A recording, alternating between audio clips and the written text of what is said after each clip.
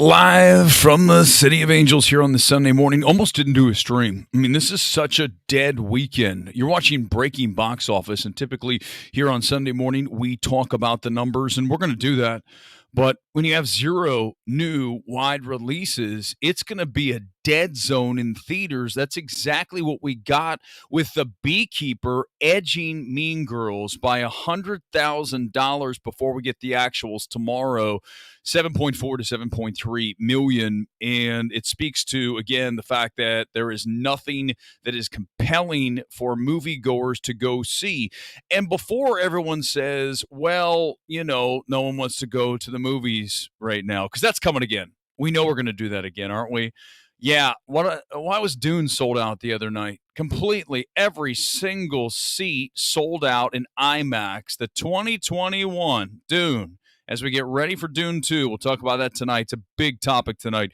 Why was that sold out? You give people a reason to come, and they will. I mean, you had Oppenheimer back in theaters this weekend doing some okay cash on the side, but really there's nothing going on. And with football playoffs today on this Sunday, the two big semifinals here to go to the Super Bowl, you're looking at a situation where the studios are like, we just don't even care. We're just going to give you nothing. And that's what they gave us. Look at Aquaman 2. I think one of the big stories here this morning we can talk about is the fact that this film has $400 million worldwide.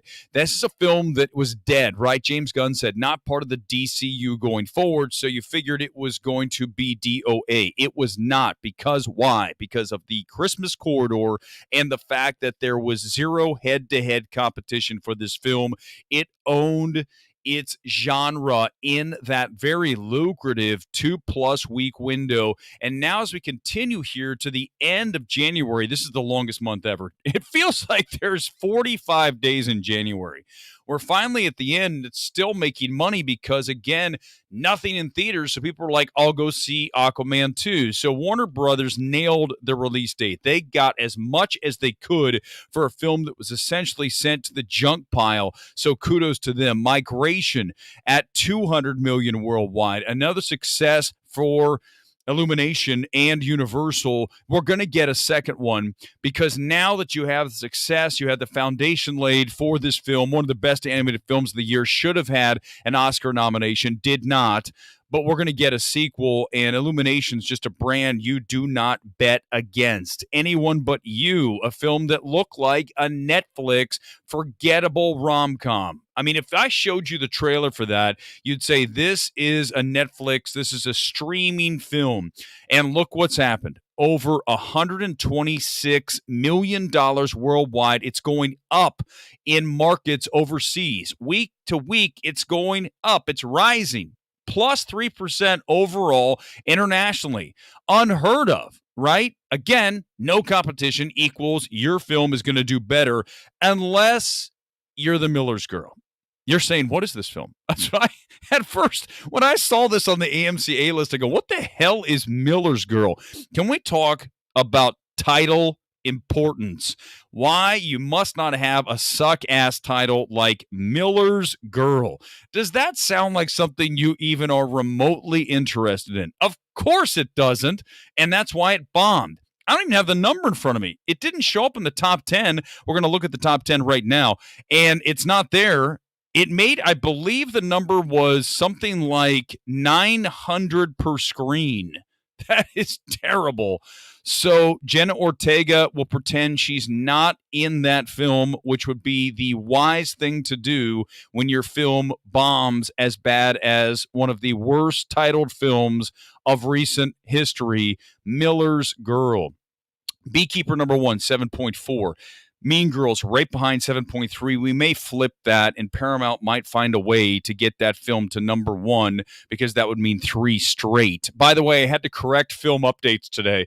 And, of course, they listen to me because I'm the man. You guys know that. Don't mess with me on Twitter. I will F you up. Don't even come into my feed unless you have facts, and they never do. They said Mean Girls wins for the 3rd week in a row, and I'm like, oh, no, it didn't, and then they deleted the tweet. So there we go. That's the power of knowing your shit like I do. Wonka at 5.9. That is almost at 200 million, 195. It'll get there by next weekend, maybe this week at some point, the way things are going again with zero to see in theaters. People go check out Wonka again. Migration now over 200 million worldwide, 101 million here in the States. So equal stateside and international cash. Anyone But You, 71 million here, 126 overall overseas, all in international. Fighter, the new is that an Indian film? I believe it is.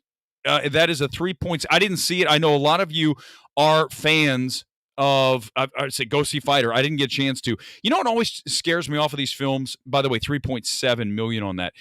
The runtime always scares me off of these films that I'm like on the fence about, right? You go back and you look, even an RRR, 3 hours. It's anytime I see a film that's 2 hours and 40 minutes, I'm going to say, I don't know. I might just go ahead and say no to this. Okay, but as we discuss the difference between a film like Fighter versus Miller's Girl, Fighter had $5,600 per, Miller's Girl $900. So that's how you determine how bomb-worthy a film is. You just look at that average per location. Poor Things had $3 million this weekend. Now that it has the nominations and it's finally wide, how many screens is it at near? Let's see. We're at 2,300. So finally, everybody, including people in Arkansas, DR Movie News coming in and saying it's terrible last stream, and he is correct 100%. But everyday Americans are finally getting a chance to see this trash film, and it is up to 24.8 million stateside. American Fiction is at 11.8. It comes in at 8 million with another 2.9 million. Again, that's going wide, and the Oscar nominations help these films out. Without Oscar nominations, films like Ferrari, we're going to talk about Ferrari tonight. It's not a good film, okay? It is such a slogfest. We will discuss it tonight, and there's more to it than just discussing Ferrari. It's got another one of these big topic issues. You got to go big picture on this. It's another film that was raved about because Michael Mann. I love Michael Mann. Collateral and Heat, two of my favorite movies of all time. Certainly in LA-centric films. Drive, Heat, Collateral. This man needs to step away from the direction and just go to writing. He needs to not direct a film. This is not a well-directed film. And another example of praising a director even though the film is bad, okay? And that's not cool. I'm done with that. We'll talk about it tonight. Aquaman, again, 400 million worldwide because Christmas Corridor and perfect release date. Godzilla -1, they went with the black and white edition of that, and the B&W got them another 2.6, 55 million. Big success for that film. All right, I want to wrap here. Tight little stream. Almost didn't do it, but I figured we could get some stuff out of this. We always do on MMT. Tonight on the big show, we are going to discuss exactly what I just mentioned. The fact that there are so many people out there. And we always have this discussion, but I'm going to do it again. I'm going to go wild. I'm going to go completely off the rails. I'm sick and tired, especially of film Twitter, and especially of Gen Z. This generation does not know shit about films, and yet they come in here and profess all this BS, and then we have to live with their terrible takes, like Ferrari was one of the best movies of the year from a Gen Z account. We will hammer them tonight.